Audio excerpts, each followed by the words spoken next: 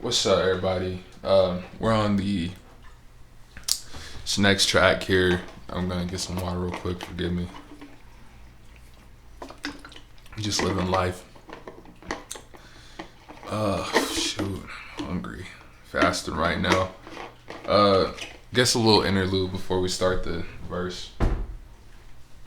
Just throw some quick reviews and testing out there. I used the Vitamix.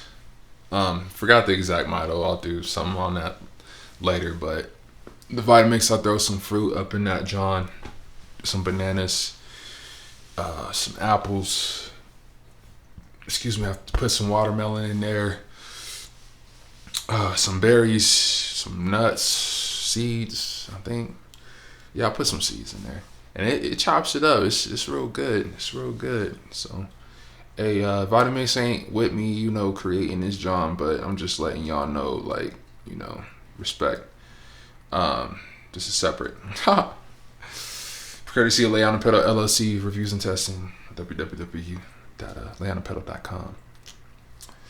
Social security number of 2195964. What else, man? Gosh. Forgive me, I don't got the track ready yet. Y'all could skip ahead if you want to. Where did I put that at, man?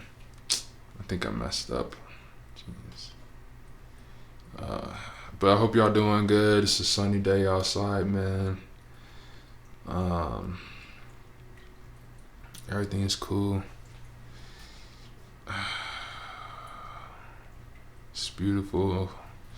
My feet hurt, but I'm glad I got legs to stand on. Alright.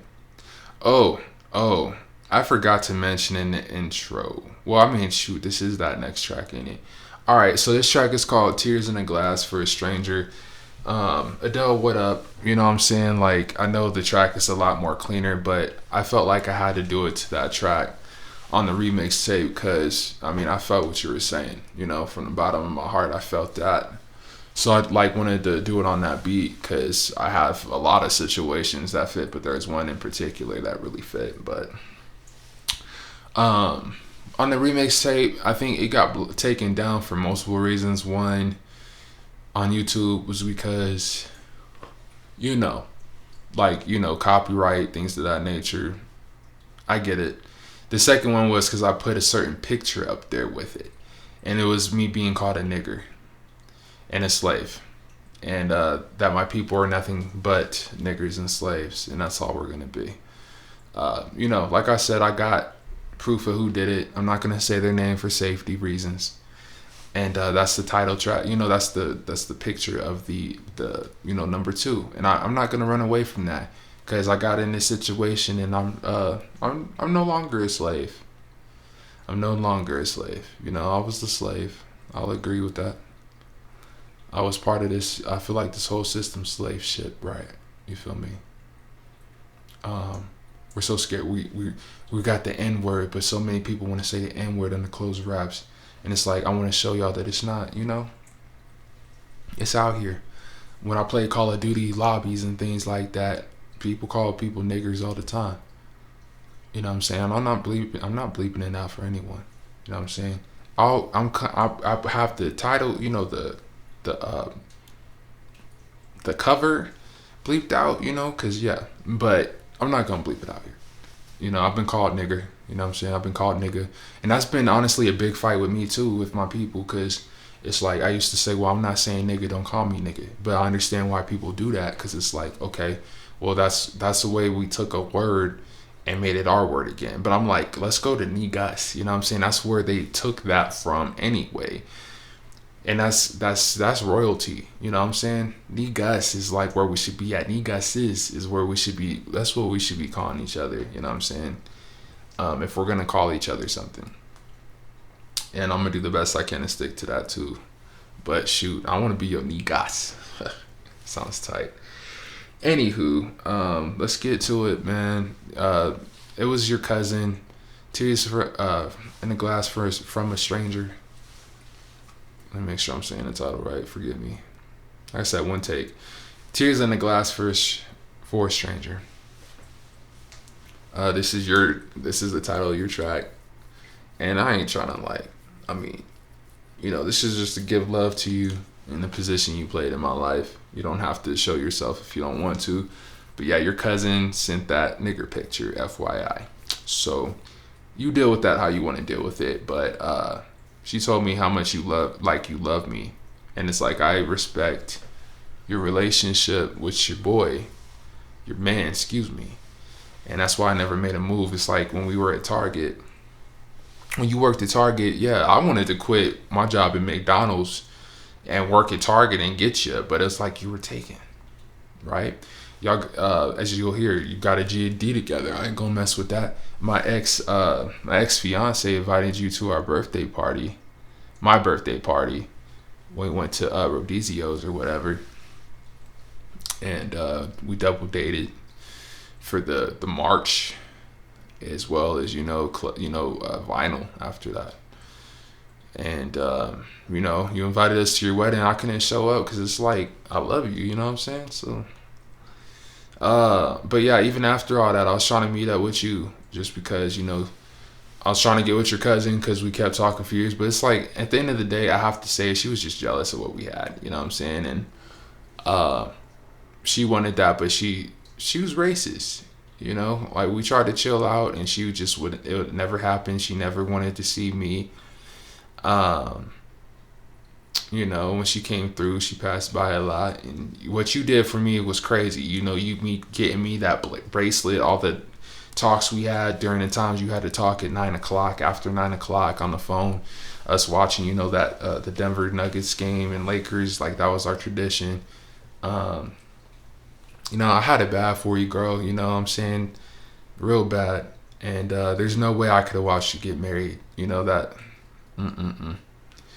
And those lips, girl. I wanted to kiss those lips so bad. Oh my God. Whew. But I didn't mean for things to end how they did. It just, I was in denial. You know what I'm saying? I wish you sent that letter. I really do. But I hope you and your husband are doing great right now. I'm thankful. I'm so thankful. Like, you're one of the first women that actually showed me what love was, and you loved me so hard, and I did the best I could to love you back so hard. So this track's for you. You know what I'm saying? It's for you. And regardless, I hope everything's cool. If we never talk again, it is what it is. And to your last message you sent me, you're like, I don't know if we never really knew each other. I think we did. That's just my opinion, though. All right, here we go. You were something that I never had. I knew of your moms, you even messed with my dad. You could say that we had it bad, but saw each other last was my birthday. My ex surprised me. It was mad love. It was tough. I didn't talk to you for years because I loved you and knew if we got sincere, we would be together. It was no effort. People felt threatened because if they fucked up, we'd be together. Couldn't sever our connection. I'm just counting my blessings. You one of them. Your cousin wouldn't get with me because you said you loved me. Wanted to see you so you could let me go. So you could let all those emotions show. It wasn't fair to your husband, and heaven knows it. Y'all went and got a GED together. That was something I couldn't mess with. If I wanted you, I would have taken you then. But I felt I couldn't do better than him. Double dating if we kept that secret. Sacred love under wraps and went forward, we would have cheated, and you know it. Our love was tainted. It was either let it go or go for it. Jolly Ranchers and cake, we had so much to show. Your cousin wanted the story of her own. She was jealous of us. That sent her text. I hope you know I forgive her, but I don't think you knew that this happened. Just be careful, she switches when she snaps too. I remember laughing and wanting to throw the phone on the wall. You unfriended because of a war between you and another girl you were calling a whore. I don't blame you. I always came crying to you. We missed each other. Apologize, I couldn't keep our darkest secrets. I made a promise to date you over pizza. I was glad to meet you. I wanted to kiss those lips so bad when we spoke in the evening. That's all I could ever think about. We were each other's biggest supporters. Everyone wondered why we weren't together. It was like clockwork. I hated seeing you beat yourself. up over that fool in jail. He got out and didn't see you. And I'm thinking, what the hell? You didn't listen, and I figured I could do better than that. Had a girl take a chance, I couldn't do that. I felt that betrayal was bigger than anything else I did or could have done. I'd like to say you were one of the ones you extended through almost all of my relationships. I look back even now and wish we were closer then. I noticed it was so complicated, so many miles away from each other. It was no wonder we never made it. I was pacing, my brother was the reason we saved it for a minute. I was really in it, couldn't believe we were finished. And I treated you so bad, hard to forgive that I did it. It was in response to what you did, what you sent that letter so we could see what it is. Shit, I used you as inspiration and I did the same. And I sent them the letters, and though it didn't turn out like I thought, I received that closure, and I hope you did the same. I mentioned it because I thought it pertained. Another chain loose.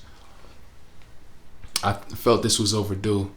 I primarily wanted to see you to apologize for everything I put you through and hear your side of the story, as after my breakup I was looking in the mirror and wanted to see it from your point of view. Perhaps if that happened, who knows what would have happened. I'd like to think we wouldn't have crossed any boundaries, but with emotions that deep, I can't say that we wouldn't have confidently. I gotta let your whole family go too. I apologize, I somewhat dated your cousin, and I'm sure that kept memories of me around that you wish you hadn't. I wish the best for y'all despite the pain both parties have inflicted upon one another.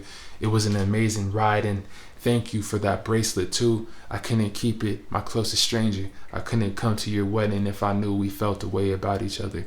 That Julia Roberts movie would have been somewhat accurate as right in this. I realized how much I loved you and was in love with you back then, and I couldn't watch you do that with someone else if I knew in some way, shape, or form it was mutual. I love you for all of what you did, and I wish you and your husband the best, and you two are very strong for going through that miscarriage. God bless.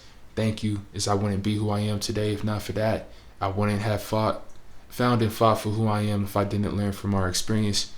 Thank you. Take care. So hopefully y'all understand at this point, like, I didn't just spit on these tracks just to spit. Like, this is my life. This is my life, man. And it hurts. I've lost so many best friends, man. Female best friends, really good friends, because love triangles and situations, man, where people were jealous or... And that's why I'm solo polyamorous, you know? Because it's like I'm tired of losing friendships for some stupid stuff like that. You know, it is what it is. I learned from what I learned from, and I'm forever grateful. But it's like, that's why, man. You know? And that's why I would, rather look at a screen and beat the meat versus going out and finding another female companion. Because it's like, okay, I get, be friends with 5 more females, and then they break off because they're jealous and they feel like they don't compare. It's like, why can't I have a relationship with each and every one of you and cherish that? What's wrong with that? You know what I'm saying? And all my female best friends, you know who you are. From New York to Oregon to Brush to Johnstown to Denver to Aurora to Thornton to, worldwide. Like, what you talking about, man? I've loved every one of y'all. I don't understand, I don't get it. Y'all held a place in my heart. Feel me? Conifer, like, Littleton, whatever. And it's like, I didn't mean to hurt any one of y'all, and you labeled it as cheating. I just label it as I can't be locked down to just one woman my whole life. And that's it, never could, never will be able to. So honestly, if you ever been my best friend, a real close female friend, I've wanted you at some point. I'm just throwing it out there. I don't feel sorry about that. So, after you hear this moving forward, that's up to you. Like I said, open season, you want me to take your shot. You know what I'm saying? I'm with who I'm with primarily, but, I'm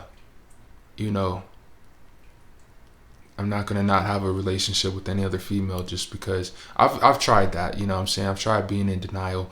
I've tried just, like mitigating that and then being like super duper, loyal on one person. And it's like, at the end of the day, you got to be worth it for me to just be 100% loyal to you. You know what I'm saying? You got to really turn me on, like, in every regard, like spiritually, mentally, emotionally, physically. And it's not to say that who I'm with right now doesn't do that, like, at all, or anyone I've been with. That's not to say that y'all never have done it for me, but it's just I've never been loyal. I've never been. Since I was a little kid doing karate, I had two chicks I was talking to then. That's why my mother pulled me out of karate, because I was hollering at chicks rather than practicing karate. You know, me getting chased around in first grade, you know what I'm saying? Me in second grade, I believe your name was Miranda. I don't know your last name, but we did spelling together, and like, you know, you had a little, you had to use the bathroom, and no disrespect, you know, I was feeling you, you know what I'm saying? But you moved.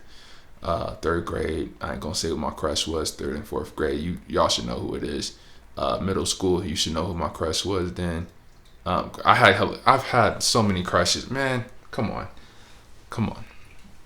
So I'm not from here on out. I'm not doing that. Like I said, if we friends, you know what I'm saying, there's probably gonna be attraction there. If that's, it doesn't have to go past friends. It doesn't have to go past fling. It doesn't have to. And if it goes into a meaningful relationship, why can't it?